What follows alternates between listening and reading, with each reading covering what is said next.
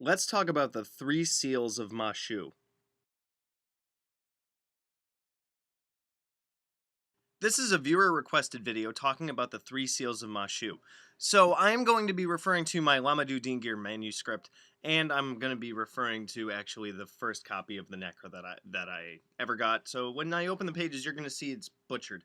Cat, can you not be rubbing up against the computer screen? Thank you very much. They're so helpful, aren't they? Alright, anyway, so the three seals of Masshu can be found on page 11 of the Necronomicon. It is the three seals that the Mad Arab saw on the stone when he woke up in the middle of the night during that whole allegorical story in the Testimony of the Mad Arab Part 1. And so on page 11, you will find those three pictures. If I can just get back to it because I was dumb and closed it. Alright, so the one that looks like a pentagram, not pentacle, remember? Let's differentiate here a little bit. By the way, these guys are hungry. Can you knock that off, please? Go pester somebody else. Fun. So, yep. So the aura is the first one. It looks like a pentagram. It effectively is a pentagram. It is the sign of man. It is the sign of the covenant between the elder gods and humanity. It is also, let me pull up my my MS here. Let's see. Boop, boop, boop. All right. Yep. So the aura is the sign of man, and it relates to Anu, and is a symbol for the throne of Ishtar, meaning the highest place of our divinity. Given that the Mad Arab is identified as Ishtar herself, which I could go into that, but that's like super, super deep. It's effectively, the Mad Arab follows the same path that Ishtar does, so it's kind of like a parallel connections. All right. The aura indicates divine power that each of us humans have and can access. The aura corresponds psychologically with the ego. This is more of a Freudian thing. It's our base of consciousness. It's the seat that we experience everything from. So the aura is me, is you. It's our base. It's the most basic, most identifiable part of yourself. Like if you were to list your own characteristics, boom, there's your ego. Let's see. The ego is influenced by the superego and the id, where the ego is the inner thoughts and choices that guide us, influenced by the other two aspects, and influenced by, in this case, the other two signs. It is the seat from which our inner conflict of good versus evil sits, and it's influenced from both above and from below. If you guys take a look at my logo that I use, you will notice that the aura is in the middle. That is because our humanity is in the middle with the elder gods above us and the ancient ones below us, in a way. So let me keep going here. So yeah, the one on your left would be the aura. So let's talk about the one in the middle at the top. That is the aga, which is the sign of the elder gods.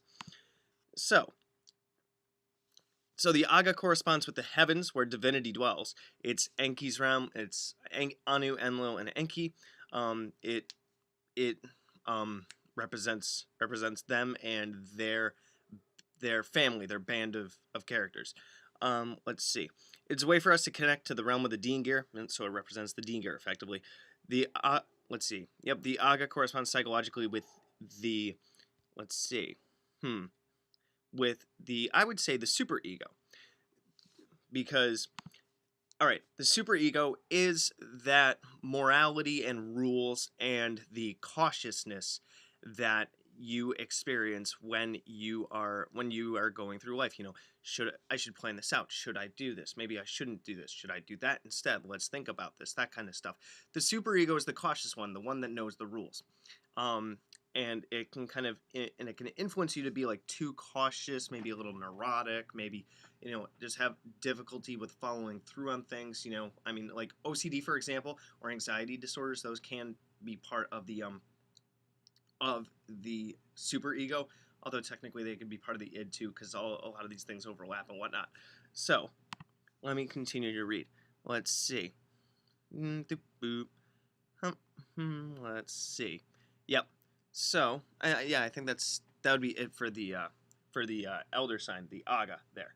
So if we look all the way over on the right, the one that kind of looks like an upside down V with a little hook on it, that is the bandar. It is the sign of the Watcher. That is characteristic of the id. It is characteristic of the subconscious. Now the id, and I've talked a lot in my videos on the Watcher about the id, where the id is your subconscious, or the Bandar, or the Watcher, is your id. It's your subconscious. Now the id has to do with your biological and impulsive desires and needs. So, your need for safety, your need for, connection, affection, sex, food, sleep, defense mechanisms, safety, and even reactivity towards danger, fight or flight, those kinds of things. That's what the id is all about. So the id is the Watcher, and as if you read through the stories and you read through this book, you would get the idea that the Watcher is from a race of beings that used to work with the Ancient Ones, but then decided to side with the Elder Gods. So the Ancient Ones are very primordial. We're talking, they run basically on emotions and things, rather than logic and thought. I mean, the entire war with them started just because the Elder Gods were making too much noise, and Tiamat got pissed off. Just very emotional, right? And it's the other reason why I talk about, when you do sacrifices to your Watcher, about being very careful with how much that you do, because you can make the Watcher too powerful. I have a video on that. So, sacrifices to the Watcher, I believe it's called.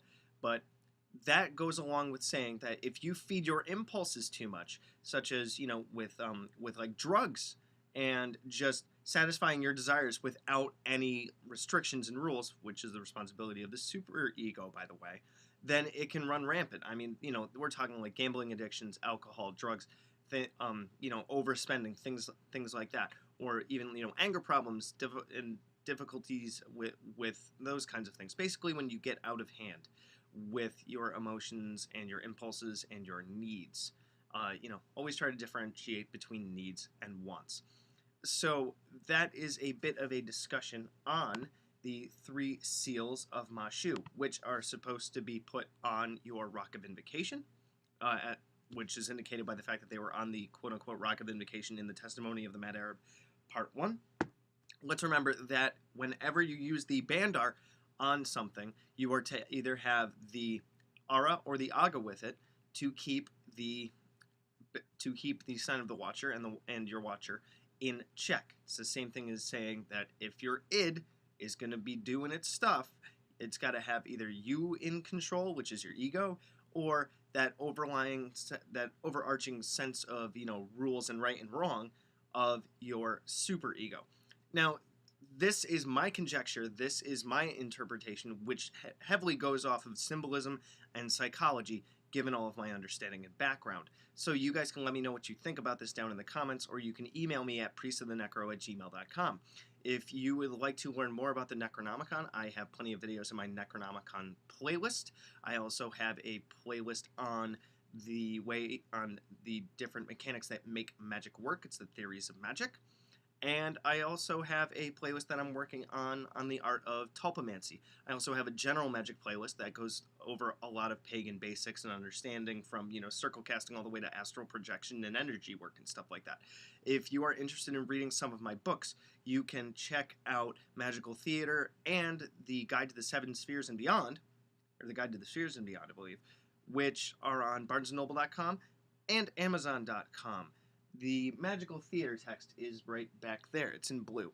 And they are also available as Kindle, or on Kindle. So, yeah, check out any of my other videos. You can always send me emails, drop me questions, video suggestions, just like this one, and things like that. So let me know what you guys think, and good hunting.